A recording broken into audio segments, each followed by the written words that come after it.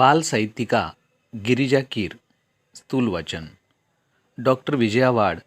जन्म 1945. प्रसिद्ध लेखिका व बालसाहित्यिका. त्यांची कथा, कादंबऱ्या, नाटके तसेच बालांसाठी कथा, कादंबऱ्या, नाटके अशी सुमारे 117 पुस्तके प्रकाशित आहेत. मराठी विश्वकोश मंडळाच्या त्या 9 वर्ष अध्यक्ष होत्या. विश्वकोशाच्या ग्रंथवाचन स्पर्धांच्या कामगिरीबद्दल कोलंबो विद्यापीठाकडून डिलीट ही पदवी त्यांना प्रदान करण्यात आली. साहित्य क्षेत्रातील महाराष्ट्र राज्य पुरस्कार, महाराष्ट्र साहित्य परिषदेचा पुरस्कार, शिक्षण क्षेत्रातला जिजामाता पुरस्कार यांसह वेगवेगळ्या 95 पुरस्कारांनी त्यांना सन्मानित करण्यात आलं आहे. सन 2007 साली सांगली येथे झालेल्या मराठी बालकुमार साहित्य संमेलनाच्या त्या अध्यक्ष होत्या. त्यांचे अंतरंग, अभिनेत्री, अक्षांश रेखांश या कादंबऱ्या, आपली माणसं, ऋणानुबंध, गप्पा गोष्टी, हृदयस्पर्शी हे कथासंग्रह, एक हिरवी गोष्ट, तिची कहाणी, त्या तिघी ही नाटके, झिपरी, बिट्टीच्या 12 बाता या बालकादंबऱ्या, उत्तम कथा, अद्भुत जगाच्या सफरीवर, गोष्टी घ्या गोष्टी इत्यादी बालकथा, चिंगू चिंगम, 2 मित्र, बंडू बॉक्सर ही बालनाटके इत्यादी विपुल लेखन प्रसिद्ध आहे. काही नावे वलयांकित असतात तर काही हृदयांकित असतात. गिरिजा कीर हे नाव मात्र वलयांकित असूनही हृदयांकित आहे. कारण त्यांच्या लेखन प्रवासाला माणुसकीची किनार आहे. दैनिके, मासिके, नियतकालिके, पुस्तके, आकाशवाणी, दूरचित्रवाणी अशा सर्व माध्यमांतून लीलया संचार करणाऱ्या, उत्तम कथाकथनाने मने जिंकणाऱ्या या लेखिका. प्रस्तुत पाठातून गिरिजा कीर यांच्या नाटिका, चरित्रे, कथासंग्रह, बालसाहित्य यांची डॉक्टर विजया वाड यांनी रसास्वादाच्या अंगाने ओळख करून दिली आहे. एखाद्या साहित्यकृतीकडे बघण्याचा आस्वादात्मक दृष्टिकोन विकसित होण्याच्या उद्देशाने प्रस्तुत पाठ समाविष्ट करण्यात आला आहे.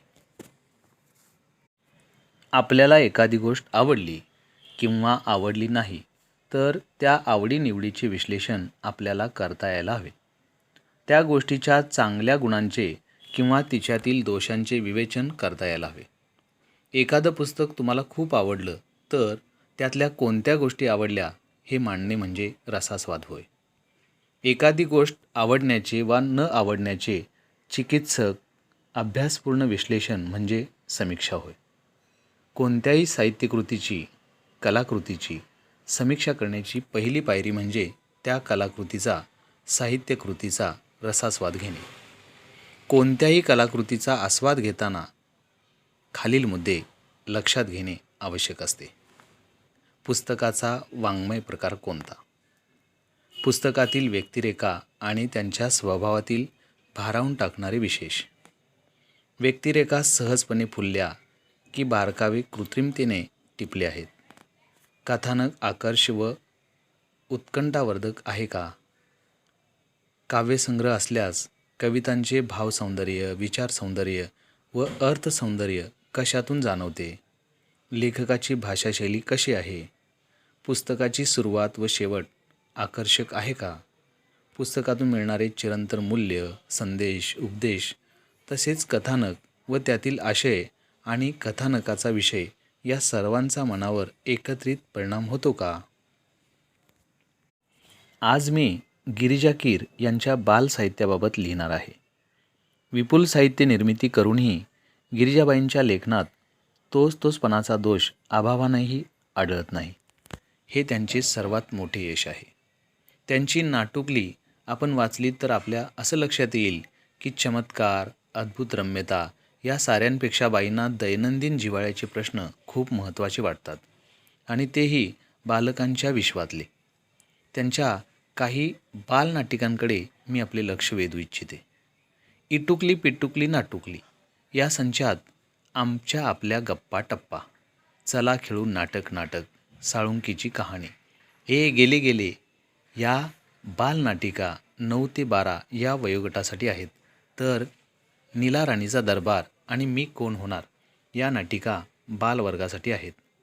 मला बालवर्गासाठी असलेल्या बालनाटिकांचे विशेष महत्त्व वाटते कारण हा प्रांत पूर्णतया दुर्लक्षित असा आहे. पुण्याच्या रजनी परांजपे या वयोगटासाठी साधी सोपी जोडाक्षर विरहित पुस्तके प्रकल्प म्हणून तयार करून घेतात.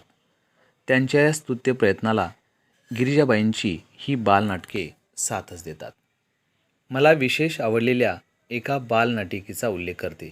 नाव आहे एक अर्ज आहे बाप्पा. सुजाता आणि सदानंद यांच्या घरात घडणारी ही गोष्ट. घरातली मोठी माणसं बाहेर गेली आहेत आणि अशा वेळी छोटी मुलं महत्त्वाचा विचार विनिमय करत आहेत. मुलांसाठी कोणता प्रश्न इतका निकडीचा आहे आणि असतो तर आई, बाबा, शेजारी या मोठ्यांचं बॉसिंग त्यांना सहन होत नाही. पण हे सांगणार कुणाला? मग सर्वांना वाटतं की आपल्या तक्रारीचा पाडाच वाचू अर्जात आणि हा अर्ज चक्क बाप्पापुढे ठेवूया. देव नक्की प्रसन्न होईल आणि मग सुरू होते एक सामुदायिक अर्जलेखन. इथे लेखिकेने काय छान तक्रारी मांडल्यात. आईची शिफॉनची साडी नेसायला मिळालीच पाहिजे, बर्फ का गोला खाण्याची आजादी पाहिजे, भेळ खायला मिळायलाच हवी, मधू, भाऊ, विनया ही मित्रमंडळीच कशी बाप्पाचं रूप घेऊन येतात आणि एकमेकांशी कशी भांडू लागतात, त्या प्रसंगात गंमत आली आहे. या नाटिकेला मुलांच्या मनाच्या खिडक्या उघडण्याचे कौशल्य लाभले आहे. छोटे मोठे सारेच या नाटिकेच्या प्रयोगात रंगून जातील. नाटकाला जे दृश्य परिणाम असायला हवेत ते गिरिजाबाईंच्या नाटकात प्रभावीपणे दिसतात.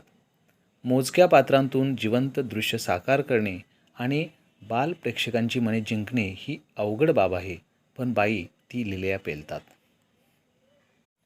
आता आपण गिरिजाबाईंच्या बालांसाठी असलेल्या अन्य साहित्य कृतींकडे वळूया. लहान मुलांच्या मनावर उत्तम संस्कार घडावेत म्हणून बाईंनी पुण्यश्लोक अहिल्याबाई होळकर, तपस्विनी अनुताई वाघ, शिक्षणव्रती ताराबाई मोडक, संत गाडगेबाबा, महात्मा ज्योतिबा फुले अशी सुंदर सुंदर चरित्रे लिहिली आहेत. त्यांच्यातली सामाजिक बांधिलकीची भावना जणू मुलांच्या हृदयाला साथ घालते. त्या म्हणतात, थोरांनी केलेलं कार्य पुढं नेणं हेच त्यांचं खरं स्मारक. प्रत्येक चरित्रात त्यांनी एक एक महत्त्वाचा विचार मांडला आहे. उदाहरणार्थ महात्मा ज्योतिबा फुले यांच्या चरित्रात गिरिजा कीर लिहितात, प्रत्येक सुशिक्षित स्त्रीला आपल्याला लिहिती बोलती करणाऱ्या या पित्याचं ऋण कधीही विसरता येणार नाही. ताराबाई मोडक या शिक्षणव्रती स्त्रीबद्दल लिहिताना त्या म्हणतात, माणसं ओळखून त्यांचा योग्य कामाला उपयोग करणं ही ताराबाईंची खासियत आहे. खरं आहे, मोठी माणसेच हिऱ्याची पारख करू शकतात. ताराबाई मोडक यांचा वसा पुढे चालवणाऱ्या अनुताई वाघ यांचे चरित्र सादर करताना गिरिजाबाई म्हणतात, ज्या भागात काम करायचं त्या भागातील मुलं शिकती आणि शिक्षणासाठी येती करणं, त्या परिसरातल्या जीवनावश्यक अडचणी लक्षात घेणं, कार्यानुभव शिकवताना रोजगाराची संधी उपलब्ध करून देणं, त्यांना समजेल अशी भाषा वापरणं, श्रद्धेनं शिकवणं, त्यात प्रेम ओतणं या गोष्टी अनुताईंनी आचरणात आणल्या.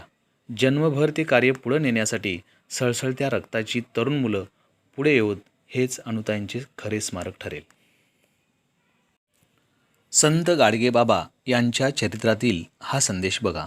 मुलांनो, संतपद प्राप्त व्हायला चमत्कार करावे लागत नाहीत, विभूती लावून ध्यानस्थ बसावे लागत नाही, पहाडात निघून जावे लागत नाही.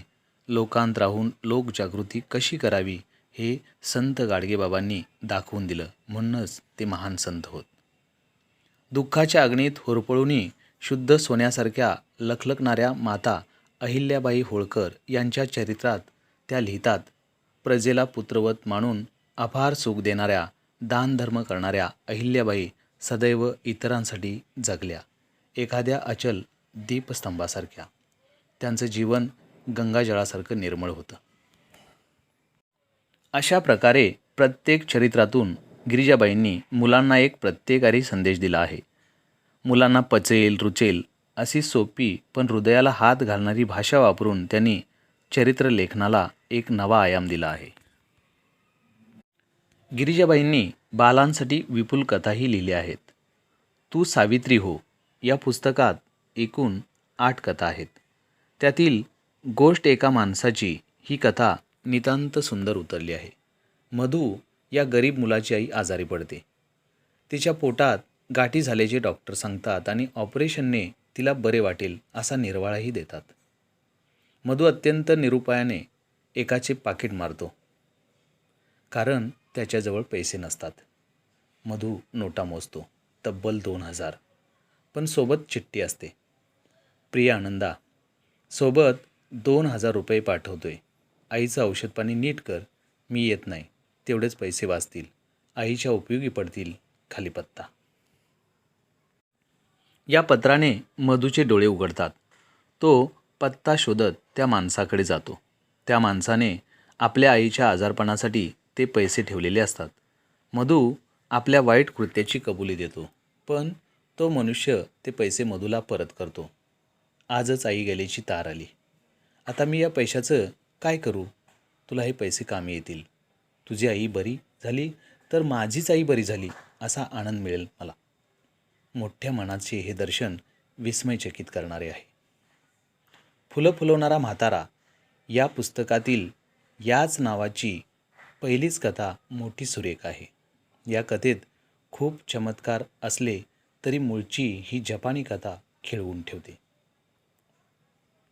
सुंदर स्वैर अनुवादाचे उत्तम उदाहरण म्हणून तिचा उल्लेख करता येईल. बाल कादंबरी हे कथेच्या पुढले पाऊल. गिरिजाबाईंचा झंप्या द ग्रेट खरोखरीच ग्रेट आहे. महात चळवळ्या वळवळ्या बघावं तेव्हा नसत्या उद्योगात घडलेला झंप्या बघता बघता बालवाचकांचा लाडका होऊन जातो. आग लागली असे वाटून आगीचा बंब बोलवण्याचे प्रकरण त्या कथेत रंगले आहे.